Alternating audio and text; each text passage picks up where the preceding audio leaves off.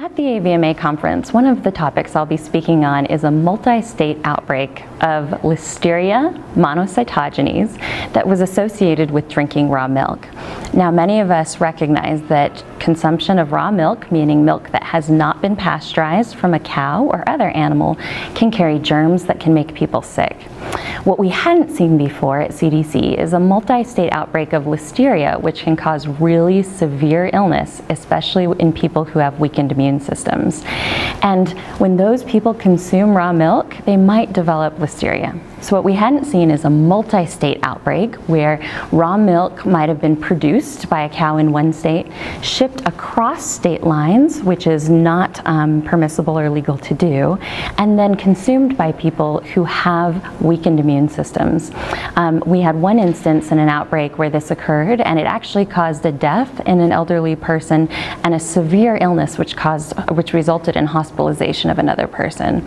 So our lesson learned from this outbreak was, number one, the importance of really talking to the public about the risks of consuming raw milk and ensuring that they're aware that pasteurized milk really reduces the chance of them getting sick from the germs, and increasing agricultural awareness about the risk of not only producing the raw milk in potentially unsanitary conditions, but delivering that raw milk in violation of law across state lines, because it can cause a multi-state outbreak across the United States.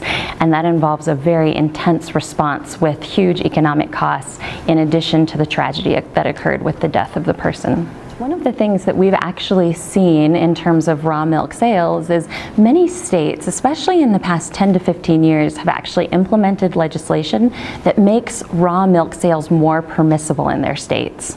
And what we see is people who drive across state lines to actually purchase raw milk in the states where it's legal, and then they take it back home.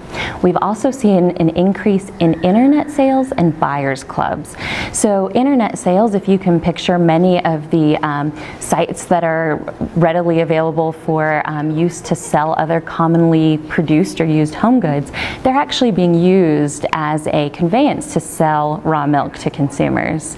And then buyers clubs. These are clubs that are popping up all over the internet where a producer might have raw milk or other products such as raw dairy products or even meats sometimes, and advertise them for sale. And then a group might get together and organize a system by which those products are transported across state lines. In the case of the outbreak that I mentioned, the raw milk product was transported all the way from a farm in Pennsylvania to consumers in Florida and to consumers in California, which subsequently resulted in illness.